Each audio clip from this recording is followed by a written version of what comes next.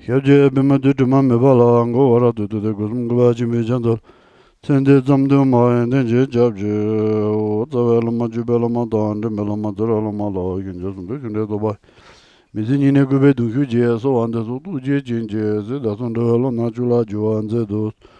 Lu jun do sin je la do so julam do sin je la do so lam to ba so sin je la. Tuna yi ki zu ja sin je la do so. Me do adama tung adama da sin je na da so ba. Mame juran duwe dama ye jawa de dala ne juba jason dawa de juje kyawa da jiso yera gu ye zawa ye kyawa de da ge tamje da ge janju jembo ngoje da ngoje de ge je son ju ne juba da son ju sun bela ba da de da ne ne ba da de ge dola bin do son ju rimba yindo la baraji. Good morning to everybody.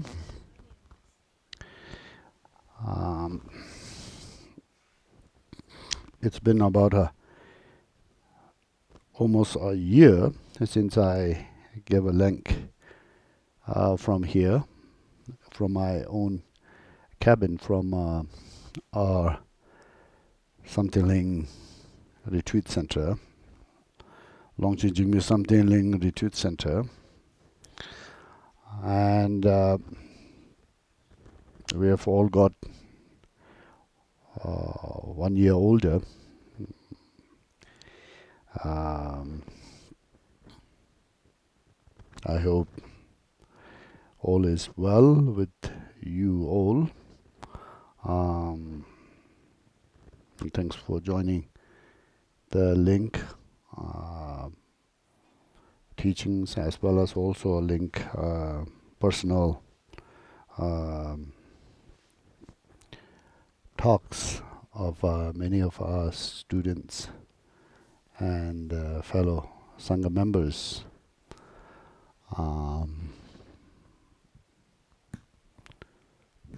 Today I thought maybe perhaps what I could speak about is something that has been in my mind for a while, which is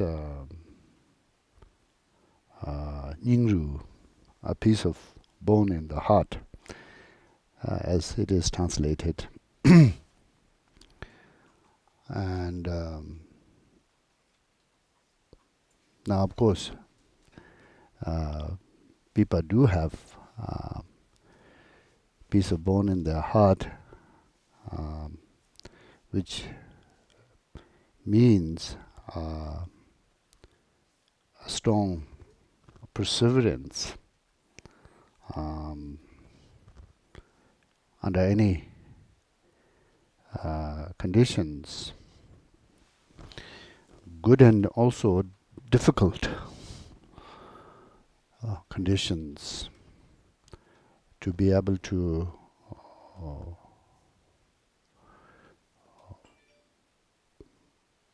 move through the conditions and persevere in their objective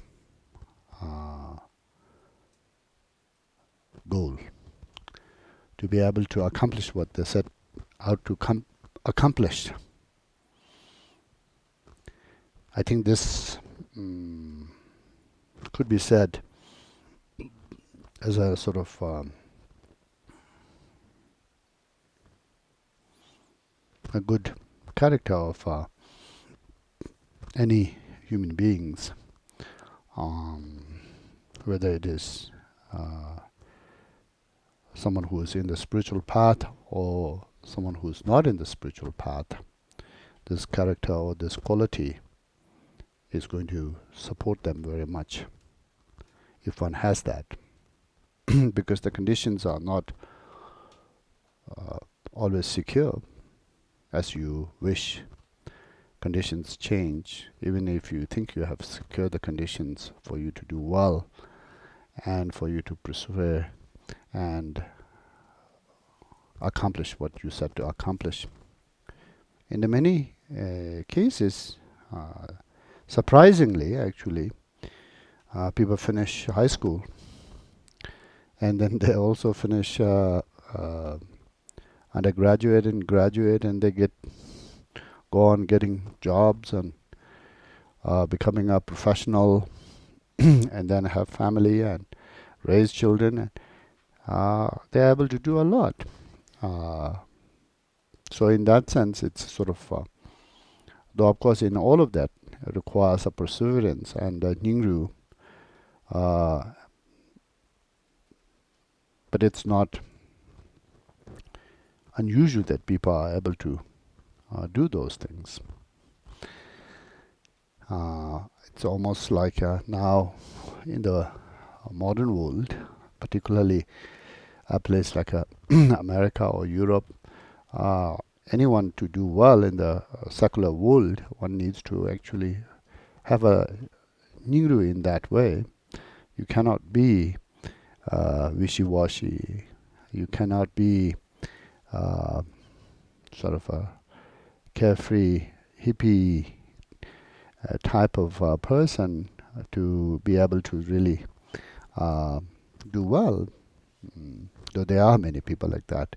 But most of the time, I think people do really need to work very hard to succeed in the secular world. So people do have a Nyingru in that perseverance and under any circumstances. That's like almost to the point, 20-some years of perseverance to be able to establish yourself in the world. So in that sense, people do have Nyingru, or people do exhibit a lot of Nyingru, surprisingly. Under many circumstances, people get ill, people actually, lose their parents or lose their loved ones from very young age, but nonetheless they move on and they persevere and they do very well under really many difficult circumstances. And then they become, respectable, good citizens of the world, to be able to live well themselves and also contribute to the world. So in that sense, I think the Nyingru is really, in that regard, is not in a very unusual. Perseverance is not unusual in that sense. Especially, raising a family is a very challenging.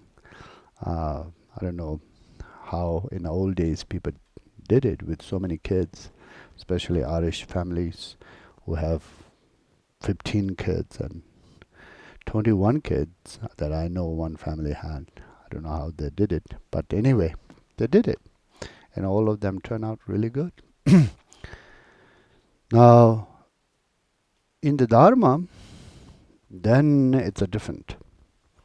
Because Dharma and the path is not in a accepted. Dharma and the path is not in a something that has a sort of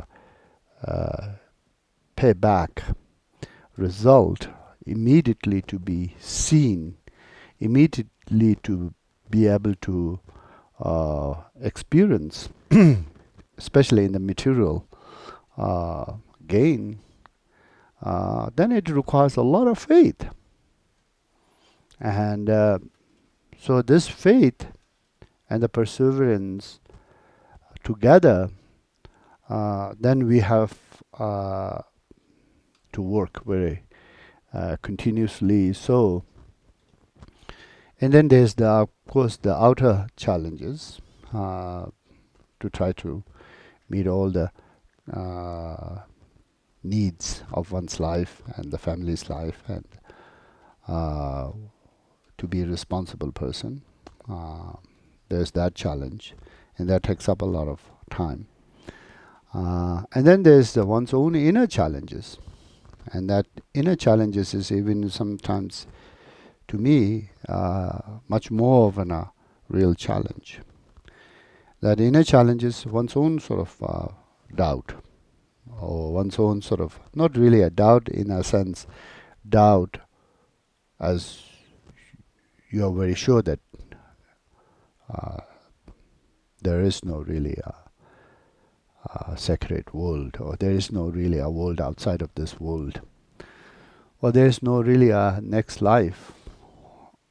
There is no really a anything to continue from this life as it ends, as an unconsciousness to take a rebirth, and then also to carry on with one's path, so as also to accomplish something like enlightenment, that has all of the sort of qualities that is mentioned in the teachings of the Buddha and in the sutras and tantras. As we read the texts, it requires a lot of faith. Now, when someone has not done much of a study, or even if someone has done fair enough or good enough of studies, still in the modern days, it really is challenging for people to have a total faith in that and to trust that completely, 100%. Somehow in the olden days, people were much more simple and they were able to trust that. And then thus their Nyingru, or their sort of like perseverance in the path, like a Milarepa and many of the great masters, it really showed very clearly how they made that into their whole existence, path itself, as their whole existence and their whole meaning of life, and the accomplishments that they could have in this life, and then also to continuously to have until enlightenment as in a sort of meaning of their this life, and as well as lifetimes to come. For the modern days people, it's not like they doubt those are true, but there's some kind of ambivalence qualities that sort of like lingers in one's mind as sort of not being sure. And now how to be sure, that sometimes is very difficult for people to know, even if it's just like in your own hand, and a fire is lava is in your own hand and you're holding it and it's burning your hand, you could still sort of not trust that it's burning, or you could not still kind of trust yourself that it's kind of a burning your flesh, and it's burning your flesh to the core of your bone. There can be this kind of a chronic ambivalence or doubt that people have. I think it has a lot to do with themselves as not somehow being able to trust, and also not being able to kind of be sure. And it's not necessarily reasons can help, because what could be a more reason than actually holding a lava in your own hand and then it's burning your flesh, and it's burning your flesh to the core. Still, if you doubt is it really happening? Like you are on some kind of drugs, or you are on some kind of like mental distorted state.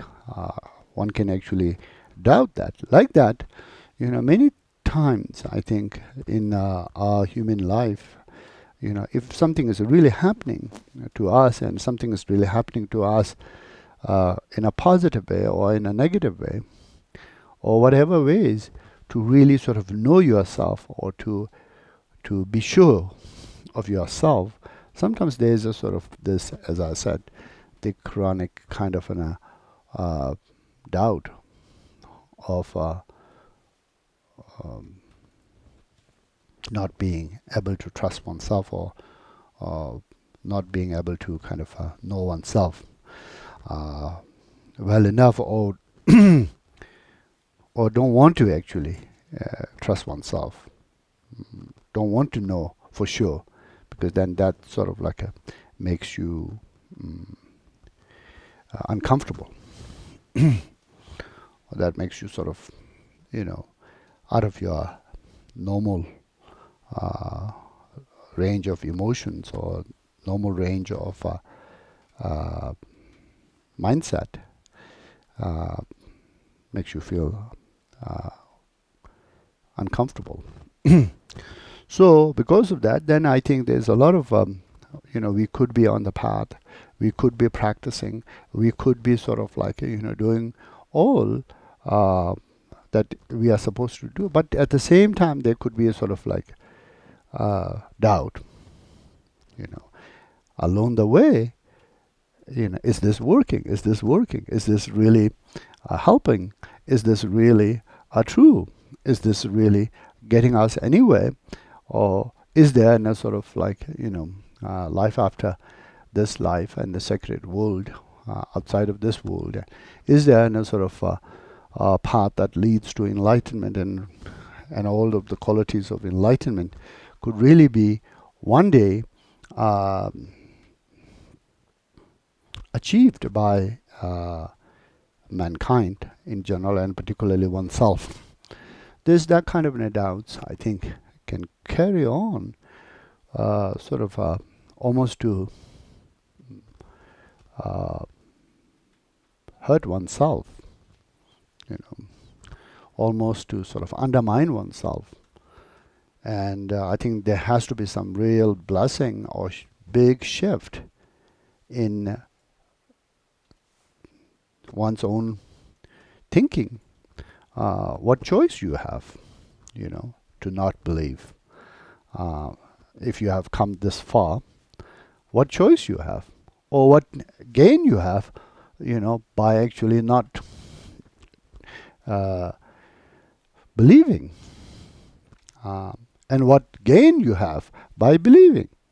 And in that, I think, kind of in a contemplations, then I think, maybe perhaps some blessings can really come. And blessing I mean by deep, subtle ling of one's own mind, in one's own path, in one's own kind of a direction, in one's own focus, that could not be in any way disturbed by any conditions or by any kind of external or internal doubts. And then that doubt can be sort of like, once for all kind of be cleansed. And it's sort of like, what in the teachings it speaks about, lote lingchur, kind of a 100%.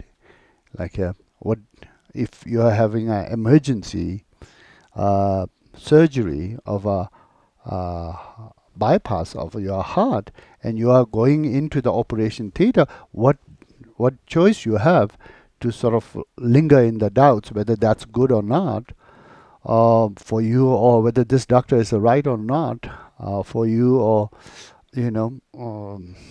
or whether you will come out well or not, because you are having a heart attack and you are already on the operation theater from the emergency door or way in. So there's no really much point. So you have to kind of like ease your mind and rest your mind with a certain amount of a trust in what's taking place, and the doctors that is going to be operating on you and trying their best to save you, and so is also the operation itself. So it's like that. I think Lote Lingchur, that's the word of the Lote Lingchur, like a complete kind of surrendering of the trust in the situation itself that's taking place in the kind of last resort. Can sort of really help oneself a lot to be at that ease and then also to have a sense of kind of a confidence. And then also, most of the time, people come out with the quadruple surgeries and bypass well, and then come out being well, not only well, but much better than before, and live for another 10 years or 20 years. So in that way, I think we as a practitioner in the spiritual path of all traditions, I think requires that kind of faith, not just the reason alone can sometimes do it, because the reason cannot touch the chronic aspect of one's own kind of like a self-doubt. Reason can only touch the what's unreasonable to your conceptual mind that you have not sort of like worked through. That can only sort of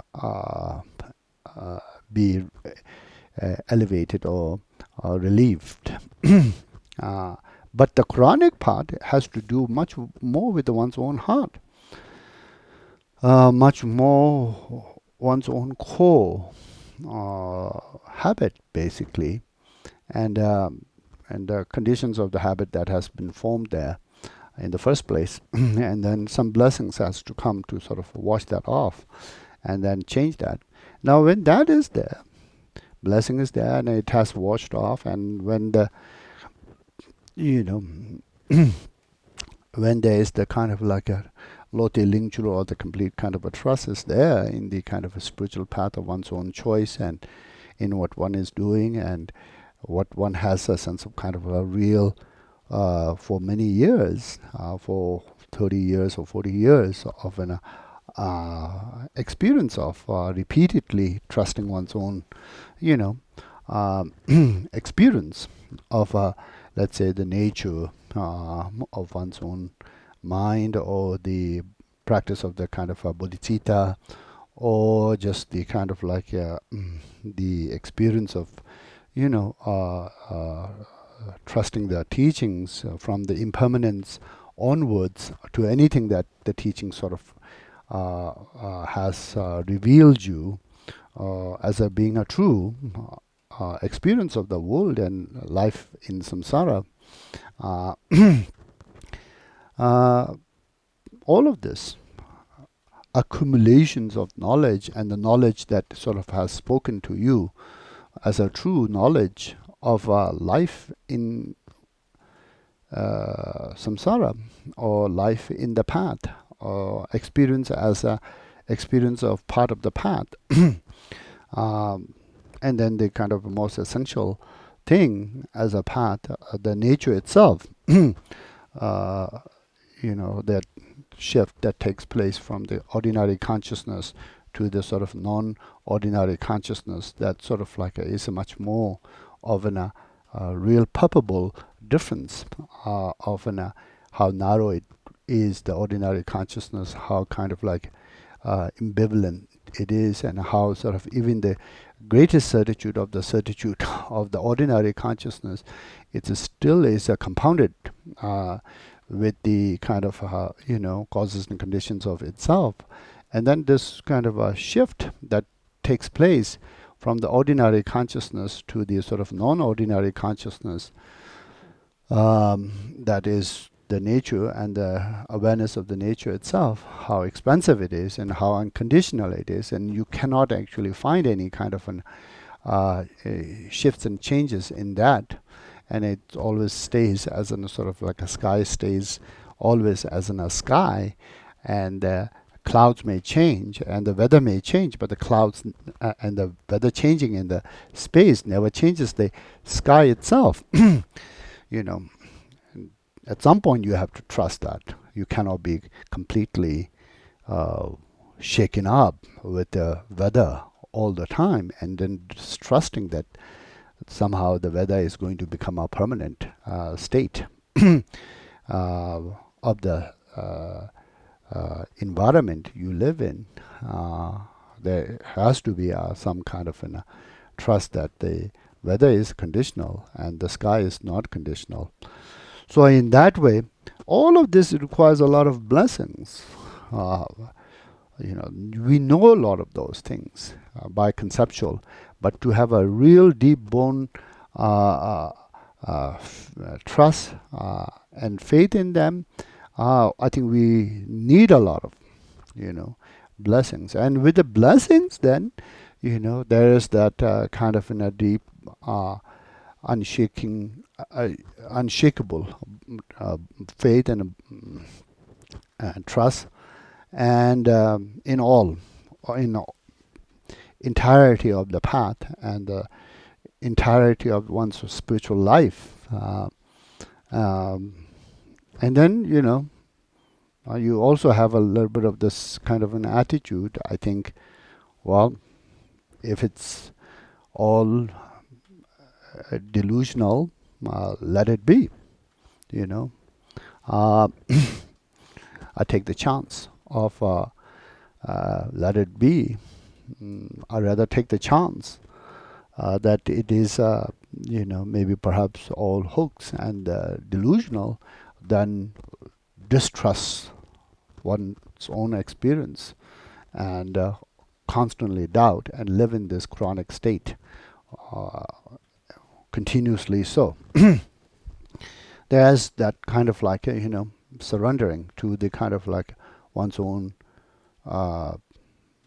life as a spiritual practitioner and spiritual tradition of any faith, and then just carrying on. There's no like a point of return. Like if you are climbing up the summit of the Mount Everest and you are 3/4 way up, however, you have a sort of like some kind of like maybe perhaps insecurities come up, as is this sort of like a really a worthy or not. You wouldn't want to return. You want to kind of go to the summit and then maybe perhaps think about it, rather than sort of like a return in the 3/4 way up. So at some point, I think people have to also have that kind of like a decision making that sort of really contributes to the faith to be much more solid, rather than dwelling in the chronic state all the time, and meanwhile trying to pursue the path as well, and trying to sort of be in the path as well, and kind of trying to sort of go front and then back at the same time, simultaneously. Now, in the Buddhist teachings, I think in the Buddhist path, since the kind of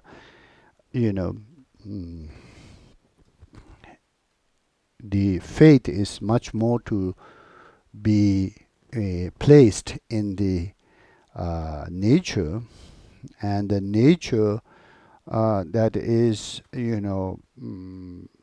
as in a nature of, all three jewels, as in the Uttatantra Shastra, nature of the Buddha, nature of the Dharma, nature of the Sangha.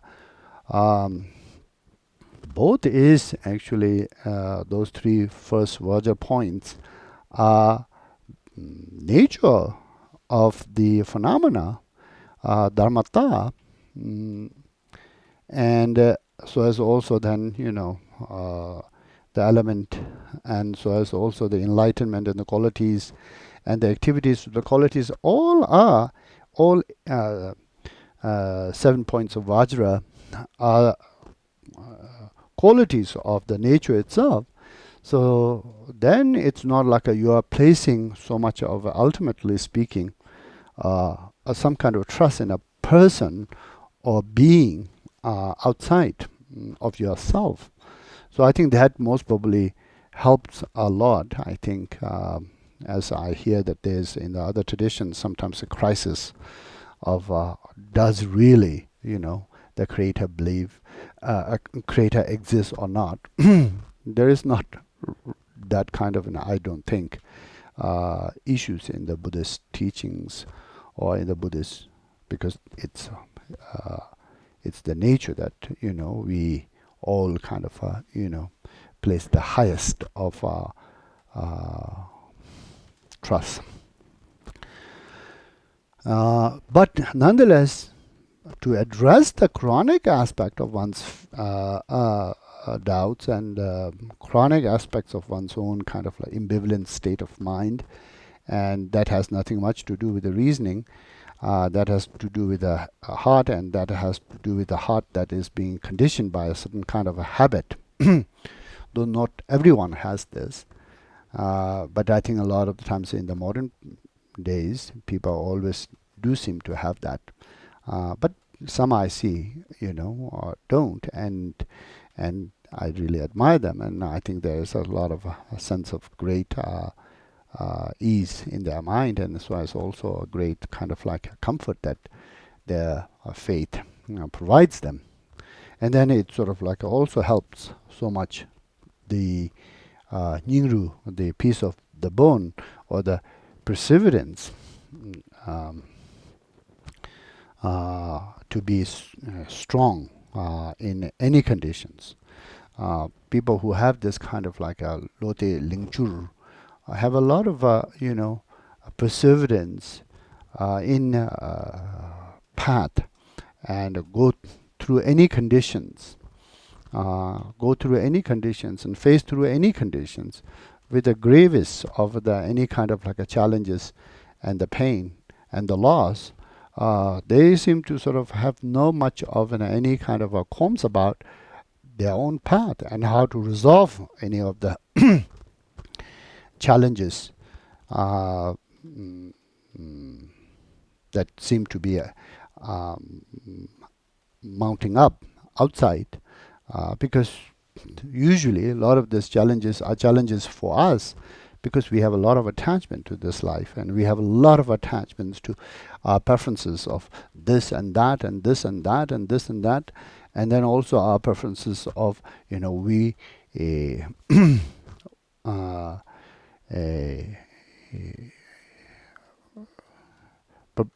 our preferences to our own sort of results, that has a lot to do with just our own kind of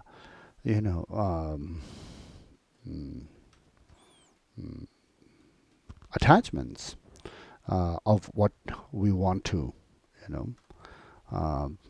what we want to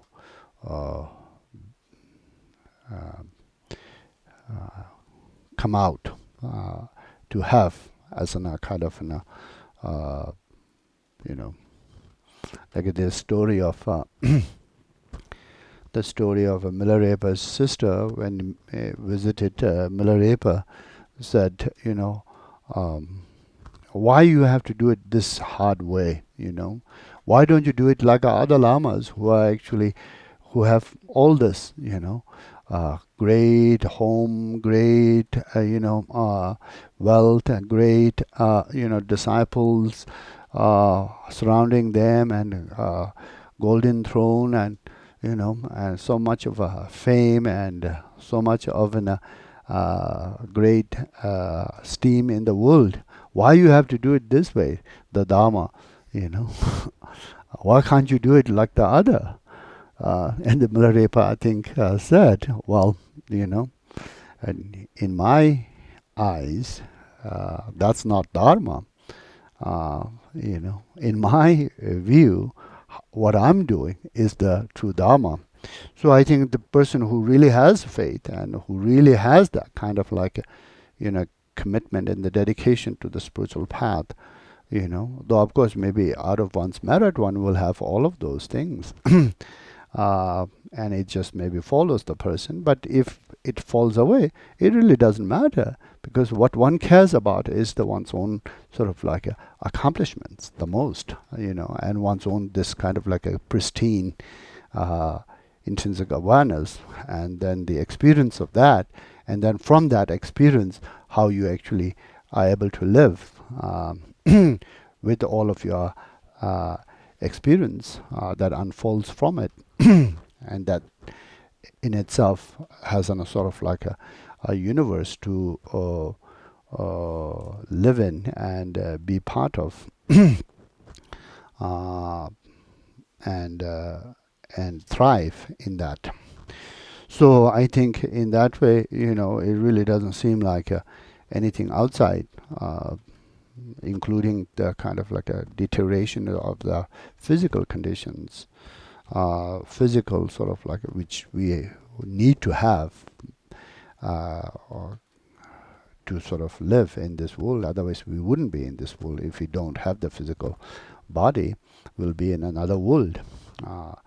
Even if that which allows us to be grounded in this world, when that deteriorates, it doesn't seem like it's a much of a big deal to them, because that's kind of a vehicle. It's, as Shantideva speaks of it, it's a boat to get you across. It's not something that you want to kind of like always carry with you. So there is that kind of like appreciation as well as also detachment. Appreciation for what it is, and the detachment for what it doesn't sort of like serve. And just raw attachment for the sake of holding on to as in a sort of something of an valuable, because it is, part of you, or it is you. So I think my whole coming back to the point is faith and the Nyingru seems to go together, and we have to work with the faith a lot in the modern days, constantly, I think. And they're constantly not only working through with our faith to be strong and stronger and stronger and stronger with the intellectual understanding and the knowledge, but then also really asking for the blessings, some deep blessings to come, so that you are not in that chronic state, so that you are not sort of constantly undermined by your own self and your own kind of doubts, so that you are not undermined by your own habit, so that you are not undermined by your own samsaric kind of like tendencies to be trapped in one thing that never seems to kind of leave you. Now for that, then I think there has to be some kind of real genuine kind of like a solicitation of the blessings, or solicitations of the blessings, and the blessings comes with a mugu. Mugu is like a supplication, openness, and seeing where you are, how you are kind of like getting caught up, and how you yourself are kind of like a most obstacle. No one is more obstacle than you yourself are in this way, in the path, because you got it all, the teachings and everything. And it's not like lacking teachings or lacking practice or lacking even experiences, But at the same time, somehow you're not able to kind of go forward because you're so kind of in this chronic state. So knowing that, and then kind of this deep longing that can come, as a sort of opening, and then solicitations of the blessing, and then a calling for the blessing, and then really mingling one's mind with one's own guru, and then just kind of trusting that there is the history before you. It's not like you are the first one who's kind of like a Tenzing, what do you call, Sharpa, who climbed up Mount Everest as a first. There's a history before you. So many have gone and got enlightened in this same path. And why wouldn't you, if they have got enlightened, and it was a satisfactory for them to sort of really be on this path, as to, trust this, and also really kind of make this a point of their life and the meaning of their life, and spend all their life in retreats or in whatever they're doing to kind of practice. Why wouldn't that be? Why you have to be so special? Why it has to be so different for you, like something more significant kind of like, has to be for you to be somewhat met, or somewhat kind of like if everyone is, swimming, and then there's a boat, and the boat sort of like gets you out, why doesn't it have to be a fancy boat for you? Something that is unique to you, or that is, particular to meet your taste or your liking. Why not just, since everyone is, in the ocean and, swimming and drowning, or most probably going to be drowning at some point, and there is a boat. Why not just jump in the boat and then, try to be in the shore with others, or those who have, gone before, like you. But that also is a part of that neurosis, part of that, I think, chronic neurosis of faith being kind of tested and lacking. People who are, I think, lacking a faith and lacking a faith in themselves always finds an excuse to dwell in that lacking. Today it could be sort of a, one thing that doesn't seem to satisfy them, and tomorrow it's another thing that doesn't seem to satisfy them. So then it's sort of like many things in that way just comes up and not really it's so much as in a kind of like, as I said earlier, reasoning that is not being met. It's a more sort of a heart that is being not somehow, able to sort of let it be at ease. There's this saying, I think this very famous quote that I really liked when I heard it, Rumi's quote, that this great poet Rumi's quote, give away a drop. Yeah, give yourself up little drop, and in return you gain ocean. So I think it's that kind of like ego's kind of a neurosis, our ego's neurosis, and then the reason as a sort of ally for that, supposedly. So without the perseverance or the Nyingru, difficult, to feel that sense of an deep, without the faith and the Nyingru, to feel that sense of a deep ease in what one is doing as one goes further and further and further and further in the path, and also to really, making so much of an effort to let go of affairs of this life, let go of the even the kind of attachments to the life itself. In the end, as we all have to, there's going to be that sense of natural tendencies to hold on to whatever attachments that we have. Even if it is forced for us to let it go, we still hold on helplessly. Now with the faith and the Nyingru, then early onwards, I think if one has blessings,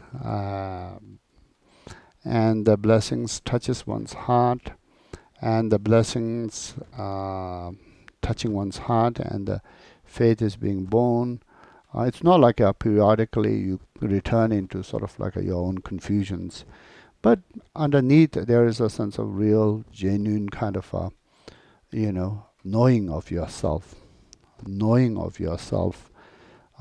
without sort of like so much comes about being in that position to know, and being comfortable with your own knowing and decision, and then also being able to sort of like do what you need to do and choose your own life and your own kind of a life's destiny. And the in the Dharma we have this thing called Nata Ranking Gola Rangitiba, means like your own nose rope. You are able to sort of like tie it on your own sort of like head, not give it to somebody like a doubt or some kind of like a outside force that sort of like seems to lead you. So I would really appreciate it very much if everyone, including myself, we all are able to really contemplate deeply about our own choices and life that we have choose to be be as a practitioner, and also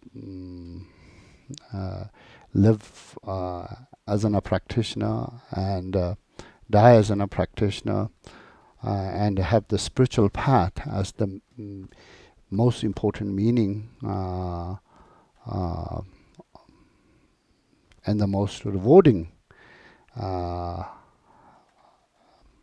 meaning of life, to be a genuine from inside out, from inside out, without any sort of self undermining or self undermining with a kind of trepidations of one's own kind of like ambivalence and doubts, to be able to get beyond that altogether, and then really enjoy. If it's a day of a practice, to really be able to enjoy and feel that kind of a sense of deep satisfaction, and able to sort of meet your mind with the practice, and a practice with your mind, and the mind and the practice becoming one, to really, as the great yogins have enjoyed their life, to enjoy it. And if it is one session, to really enjoy that one session in that way. Not in some future time that we become a good practitioner, some in the kind of a long distance, then we become a good practitioner, and then become the yogin, or the have the kind of the kind of joy of the yogin that they express in their dohas, to be able to really live it now, rather than sort of waiting in the long terms. But I think there's a lot of also inner workings first has to happen to get there, and that's what I'm trying to focus today, and that's what I hope that myself to get there, and so as all of you to get there as well. Thank you all very much. By this merit may I obtain nominations, may defeat any wrongdoing from the stormy waves of birth, all sickness and death, from the ocean of emulating hero Manju Shri Samadhabhaja, and hold this with knowledge, I too make a perfect dedication. Positive emulating here Samadhabhaja, and all those with knowledge, I too make a perfect dedication. All actions that are positive, emulating hero Manju Samadhabhaja, and all those, I too make a perfect dedication. All actions that are positive, Emaho on the magnificent Gabak, a blaze of great beauty and peace, is the celestial palace of light. In this palace, seated upon lion throne, rests Pemadondans, all emanating from the kindness of all the Buddhas of the three times. He is surrounded by one and him, possessing in the youth and splendor, and born in his prime, who are free of birth, old age, and death and decay. Consider me, having occurred the latter matters of general time, have been born in the Vedic land. Noble Chachamuni's teachings, unlike the past, who are able to see his face, but you are not of the good fortune of living through the light rays of your compassion, which pervades all space. Having heard your name, I call upon you, Mahaguru, with a great longing, pure and tender, for myself and others from this life until enlightenment. With the support of your compassion, may I turn away from the hindrance of devotion. May all disturbing emotions, war, diseases above be pacified. May all other inner and secret obstacles, may I meet my own inner wisdom, Guru, through the essential practice of yoga. With a loving kindness, show the path and benefit and happiness to all. May I become an excellent noble friend to when the appearance of this life dissolve. May I be the ease and great happiness. Let go of all attachments to this life as a son and daughter. At that time, may you, Guru Indakini, receive me and guide me to the glorious Kapakala mountain with a great desire, Singapore. I supplicate you.